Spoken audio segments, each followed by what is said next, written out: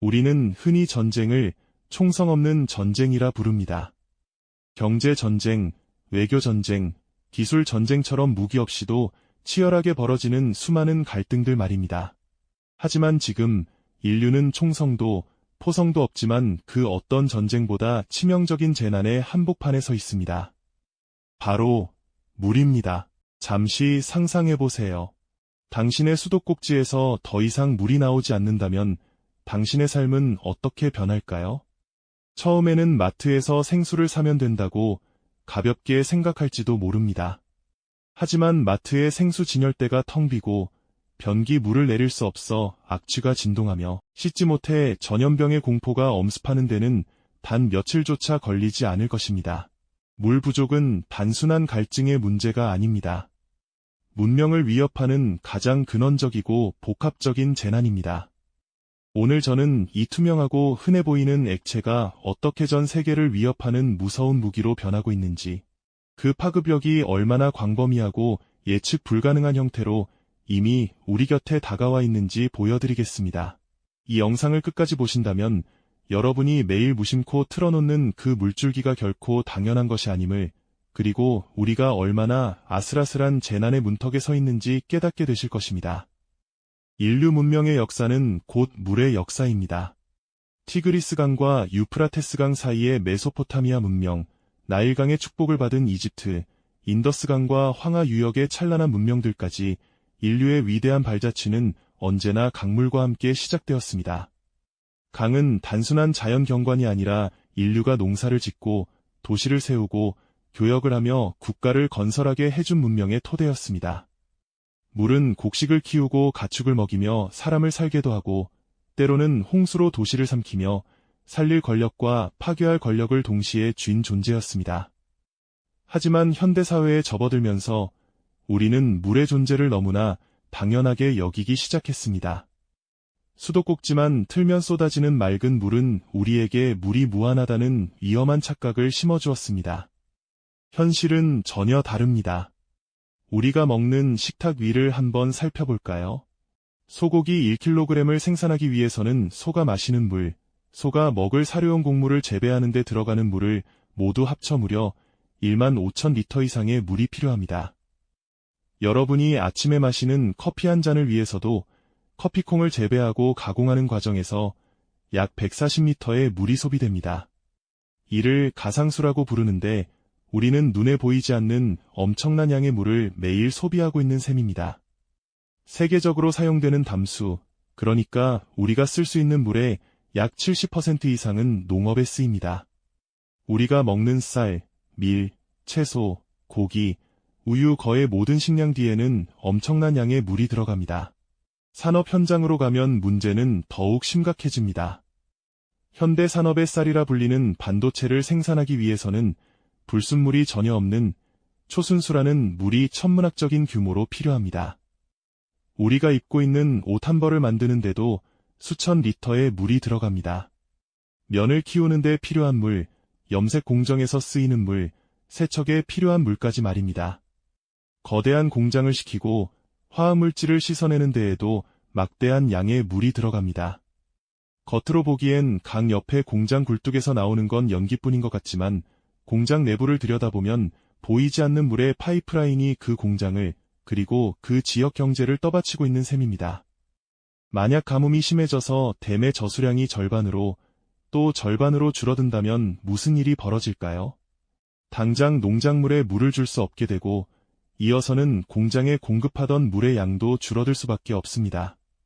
공장 가동이 멈추면 직장은 사라지고 소득은 줄어들고 지역 경제는 침체에 빠집니다. 처음엔 단순한 비가 안 오는 해였던 것이 어느 순간부터는 일자리가 사라지는 해, 식탁이 가난해지는 해로 바뀌어 버립니다. 이렇게 물 부족은 가장 기본적인 경제활동을 서서히 잠식하면서 눈에 잘 보이지 않는 방식으로 사회적 불안의 씨앗을 심습니다. 그리고 이 물의 문제는 국가의 테두리를 결코 가만히 놔두지 않습니다. 물 부족이 불러오는 위기는 한 국가의 내부 문제로만 끝나지 않습니다. 강과 호수는 인간이 그어놓은 국경선을 따르지 않기 때문입니다.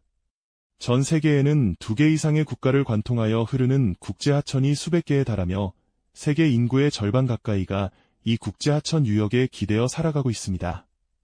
물이 풍족할 때는 평화롭게 공유하던 강물이 물이 부족해지는 순간 국가의 생존을 건 치열한 쟁탈전의 무대로 돌변합니다. 가장 대표적인 사례가 바로 이집트, 수단, 에디오피아를 관통하는 나일강입니다. 나일강 상류에 위치한 에디오피아가 경제 발전을 위해 거대한 그랜드 에디오피아 르네상스댐을 건설하면서 갈등은 폭발했습니다. 에디오피아는 자국민에게 전력을 공급하고 빈곤에서 벗어나기 위해 댐 건설이 필수적이라고 주장하지만 나일강 수량에 절대적으로 의존하고 있는 하류 국가 이집트에게 이는 국가의 존망이 걸린 문제입니다. 이집트는 에디오피아가 댐에 물을 채우면 나일강의 수위가 급격히 낮아져 농업과 식수 공급에 치명적인 타격을 입을 것이라며 군사적 대응까지 불사하겠다고 경고해왔습니다. 동남아시아의 젖줄인 메콩강 역시 상황은 비슷합니다. 상류를 통제하고 있는 중국이 잇따라 거대한 댐을 건설하면서 베트남, 태국, 캄보디아 등 하류 국가들은 심각한 가뭄과 생태계 파괴에 시달리고 있습니다. 중국이 댐의 수문을 열고 닫는 행위 자체가 하류 국가들의 경제와 생존을 쥐고 흔드는 강력한 무기가 된 것입니다. 물은 더 이상 그냥 자연이 주는 선물이 아니라 전략 자산입니다. 석유가 20세기 지정학의 중심이었다면 21세기에는 많은 전문가들이 다음 전쟁은 물 때문에 일어날 것이라고 경고합니다. 물은 흐릅니다.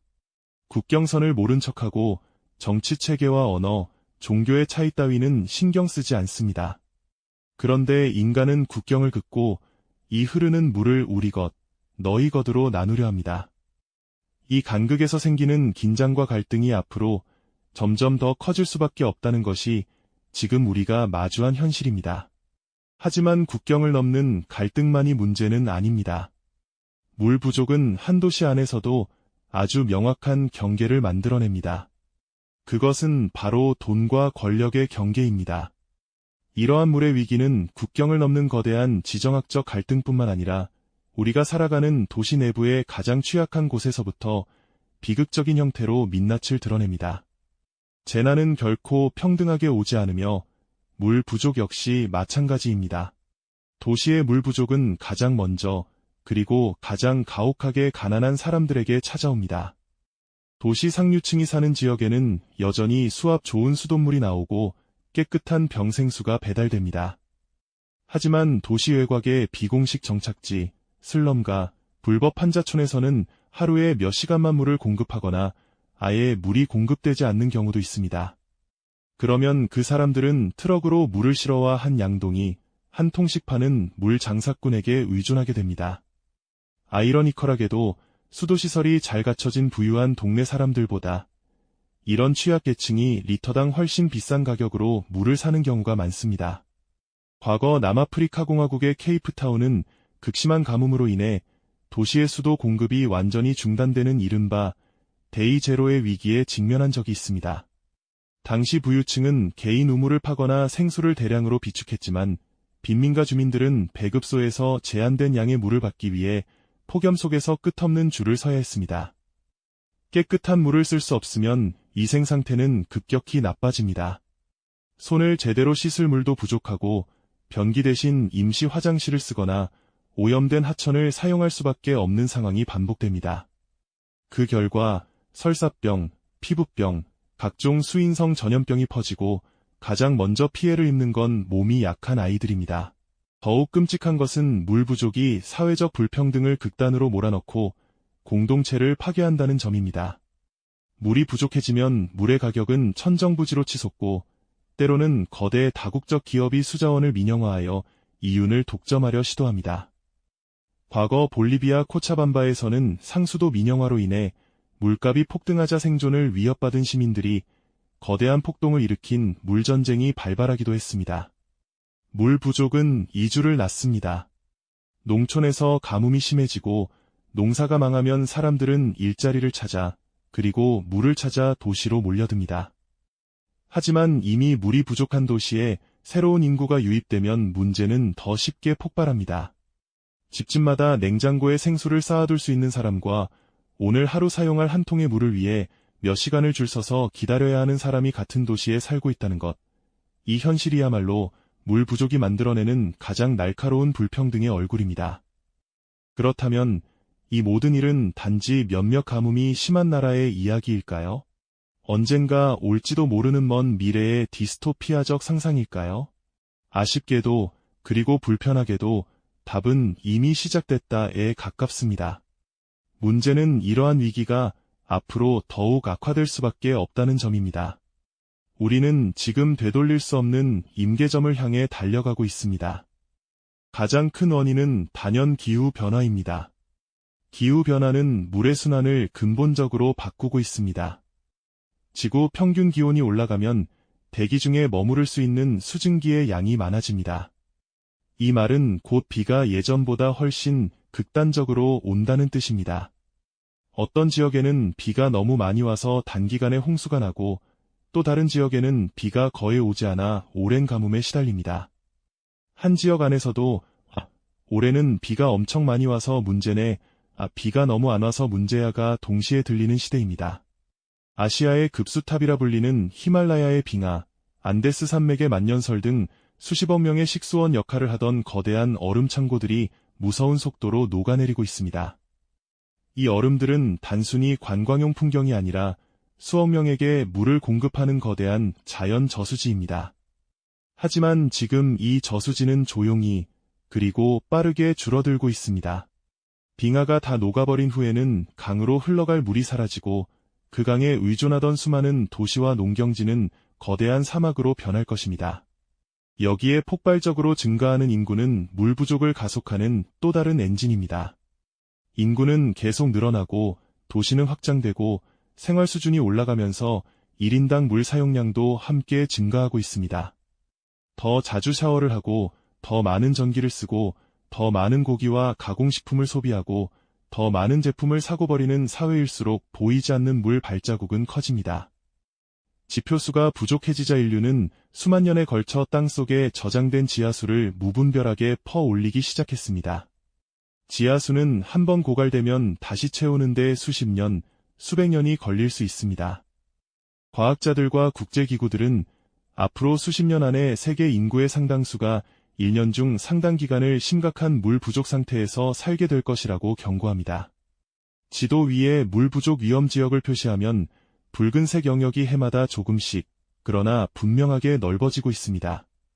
우리는 지금 그 되돌리기 어려운 문턱 근처를 서성이며 지나가고 있을지도 모릅니다. 문제는 그 문턱을 정확히 언제 넘었는지 실시간으로 알 수 없다는 점입니다. 알게 되었을 때에는 이미 너무 늦었을 가능성이 크다는 거죠. 여러분, 물은 더 이상 흔한 것이 아닙니다. 인류는 지금, 과거에는 상상조차 할 수 없었던 물 전쟁 없는 재난의 문턱에 서 있습니다. 이 재난은 총성 없는 전쟁보다 훨씬 더 근원적이고 훨씬 더 파괴적인 방식으로 우리의 문명을 위협하고 있습니다. 강이 마르면 경제가 멈추고 국경의 강물이 줄어들면 국가 간의 총구가 겨눠지며 도시의 수도가 끊기면 가장 연약한 사람들부터 쓰러져가는 이 잔혹한 도미노 게임은 이미 시작되었습니다. 우리는 단순히 양치할 때 물컵을 사용하고 샤워 시간을 줄이는 개인적인 절약의 차원을 넘어서야 합니다. 물이라는 자원이 가진 절대적인 가치를 근본적으로 재인식하고 물을 관리하고 분배하는 전 지구적인 시스템을 완전히 바꿔야 할 때입니다. 오늘 우리가 함께 살펴본 이 이야기는 결코 먼 미래의 공상과학 영화나 지구 반대편의 남 이야기가 아닙니다. 오늘 당신이 무심코 마신 한 잔의 물, 그 속에는 전 세계의 정치적 긴장과 경제의 흐름, 그리고 사회 구조적 불평등이 거미줄처럼 촘촘하게 얽혀 있습니다. 그 물은 어떤 나라의 강에서, 어떤 농부의 논에서, 어떤 공장의 냉각수에서, 어떤 도시의 상수도망에서 길고 복잡한 여정을 거쳐 지금 당신의 손에 온 것입니다. 그 과정 어딘가에는 국가 간 외교 협상이 있었고, 댐 건설을 둘러싼 갈등이 있었고, 어느 지역의 농민과 어느 도시의 산업을 어떻게 조절할지 내리는 정책 결정이 있었고, 물값을 둘러싼 불평등과 시위, 슬럼가에서 물을 길어 나르던 이름 없는 사람들의 노동이 있었습니다. 이 이야기는 바로 지금 우리의 생존과 직결된 문제이며 우리 세대가 반드시 풀어야만 하는 가장 시급한 과제입니다. 당신의 수도꼭지에서 흘러나오는 그 투명한 액체 속에 숨겨진 거대한 재난의 그림자를 우리는 언제까지 외면할 수 있을까요? 우리가 지금 이 문제를 어떻게 인식하고 어떤 선택을 하고 어떤 목소리를 내느냐에 따라 앞으로의 몇십 년, 그리고 다음 세대가 살아갈 세상의 모습은 상당히 달라질 수 있습니다. 다음에는 이 거대한 위기 속에서도 변화를 만들어 보려고 애쓰는 사람들과 도시들, 실제로 물 부족 문제를 완화하거나 극복하려고 시도했던 성공과 실패의 사례들을 조금 더 구체적으로 들여다보려 합니다. 당신이 방금 마신 그 한 잔의 물, 그 속에 담긴 이야기를 이제 외면하지 않았으면 합니다.